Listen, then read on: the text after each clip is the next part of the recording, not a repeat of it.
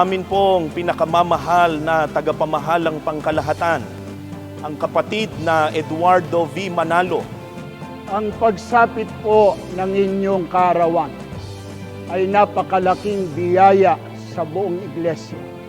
At ngayon po, sa pagsapit ng inyong kaarawan, ang buong distrito po ng Pampanga East ay malugod po na bumabati sa inyo ng Happy Birthday po!